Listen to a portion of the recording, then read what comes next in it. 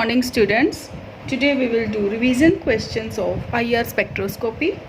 So first question है इसमें, a compound having molecular formula C4H10O shows no IR band above 1500 centimeter inverse except a sharp band at about 2900 centimeter inverse. What possible structures can it have? देखो हमारे पास अब क्या given है, एक दिया हुआ है हमें मॉलिक्यूलर फॉर्मूला, क्या है C4H10O, ठीक है। उसके बाद show no IR band above 1500 centimetre inverse, इसका मतलब 1500 के अबव, दैट मीन्स कोई भी बैंड नहीं है, इसका मतलब सारे फंक्शनल ग्रुप जो हैं, जो फंक्शनल ग्रुप रीजन है हमारे पास, वो क्या हो गया, एब्सेंट।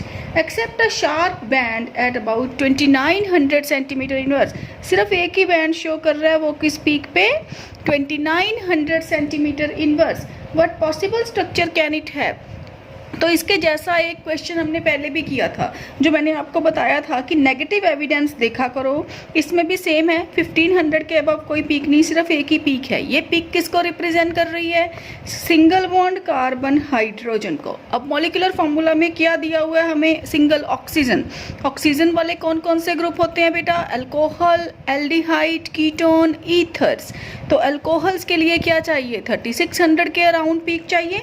सो 3600 के अराउंड कोई पीक नहीं है, इसका मतलब OH ग्रुप है जो, वो क्या हो गया, एब्सेंट। उसके बाद हमें चाहिए कार्बोनाइल ग्रुप, तो कार्बोनाइल ग्रुप में क्या चाहिए, 1700 और 1750 के अराउंड पीक चाहिए, तो वो भी नहीं दी हुई, ठीक है। इसका मतलब एल्डिहाइड एंड कीटोन, क्योंकि दोनों में क्या होता है, कार्बोनाइल ग्रुप, तो वो भी क्या हो गई, एब्सेंट। तो कौन सा बचा हमारे पास, ईथर। तो C4H10O की बेटा ईथर आप बना दोगे, ठीक है। सो कौन सी ईथर बनेगी, CH3O CH2 CH2 CH3, और आप बना सकते हो CH3 CH2O CH2 CH3, ठीक है। तो कोई भी ईथर आप बना सकते हो, ओके।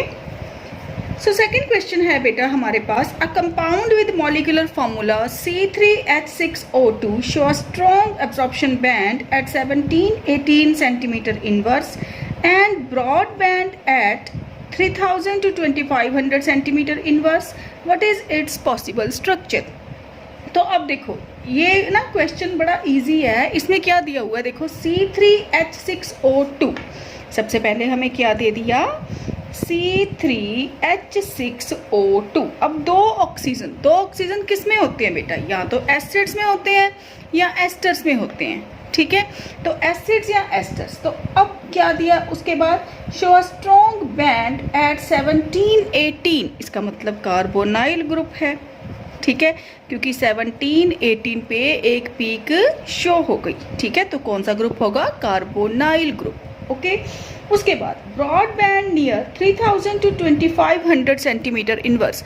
अगर आपको याद हो तो मैंने आपको फैक्टर्स में, जब हमने हाइड्रोजन बॉन्डिंग का फैक्टर किया था, वहाँ पे करवाया था कि अल्कोहल अगर हाइड्रोजन बॉन्डेड होगा तो वो उसकी पीक कम हो जाएगी, एसिड्स की पीक कम हो जाएगी। एसिड्स क्या होते हैं, एसिड्स डाइमर बन जाते हैं ना ड्यू टू हाइड्रोजन बॉन्डिंग, तो उनकी जो पीक है वो कितनी हो जाती है, 3000 to 2500 सेंटीमीटर इनवर्स, ठीक है।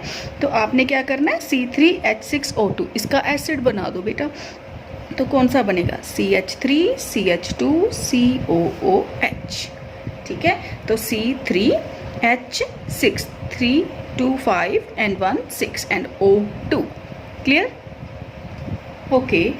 थर्ड क्वेश्चन है हमारे पास, compound has a molecular formula C7H6O2. It gives an IR band at 1771 centimeter inverse.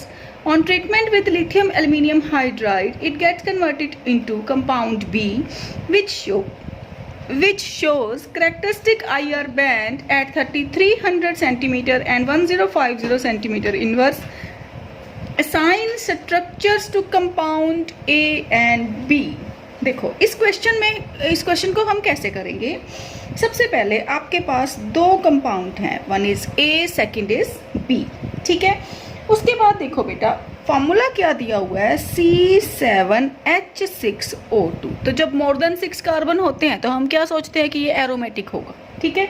तो एरोमेटिक में सबसे पहले ये तो एक बेंजीन रिंग बनाओ, ठीक है। जो क्या सिखाया था मैंने आपको कि बेंजीन का फॉर्मूला क्या होता है, C6H6। अगर एक सब्स्टिट्यूएंट लगा दोगे तो एक हाइड्रोजन रिमूव हो गई, तो क्या बन गया C6H5। तो इसमें से C6H5 निकालो तो क्या बच गया यहाँ पे, एक C एक HO2। तो ये क्या है बेटा, COOH, ठीक है। देखो कितना इजी था। पीक्स को हम बाद में देखेंगे, लेकिन पहले देखो ये क्वेश्चन कितना इजी है कि आप जस्ट इसी फार्मूले से कि ये देख के कि मोर देन 6 कार्बन एटम्स हैं तो आप कंपाउंड की स्ट्रक्चर बता सकते हो, ठीक है। तो इसका मतलब एक कंपाउंड मेरे पास कौन सा है, बेंजोइक एसिड, ठीक है, बेंजोइक एसिड। तो it given IR band at 1770। अब पीक्स को देखते हैं, तो ये क्या है, 1771 पे एक पीक दे रहा है, तो 1771 पे, तो इसका मतलब कार्बोनाइल ग्रुप है, ठीक है।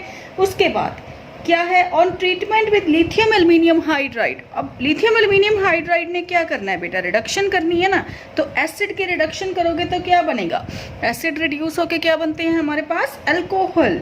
तो वैसे भी हमारे पास क्या दी हुई है, एक पीक दी हुई है, ध्यान से देखो, एक पीक दी हुई है आपके पास 3330 सेंटीमीटर इनवर्स पे, जो OH ग्रुप को रिप्रेजेंट कर रही है।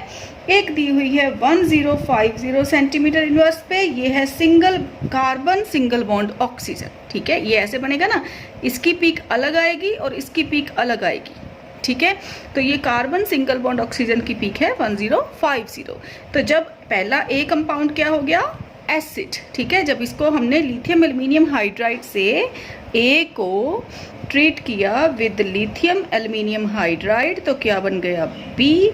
तो बी का हम क्या बनाएंगे, CH2OH, ठीक है। ये बेंजाइल अल्कोहल में कन्वर्ट हो गया, benzoic acid converted into benzyl alcohol. So A क्या था हमारे पास, बेंजोइक एसिड, और बी क्या है हमारे पास, बेंजाइल अल्कोहल। देखो बेटा, how will you distinguish between acetic acid and acetone on the basis of IR spectra when both shows a carbonyl stretching band at about 1700 to 1750?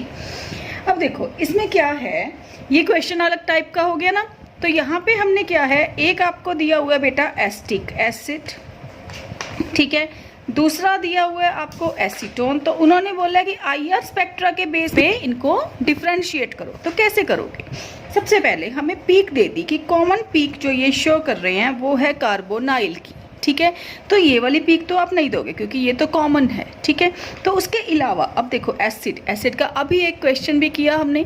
तो जो एसिड्स होते हैं वो हाइड्रोजन बॉन्डिंग के कारण जो उनकी OH की पीक होती है वो क्या हो जाती है, थोड़ी कम, ठीक है। तो ऐसे मतलब जो भी उनकी वैल्यू है, जैसे आप बोल दोगे 3500 to 3000 इनवर्स उनकी वैल्यू है जो वो हो जाती है एसिड्स के केस में, क्लियर।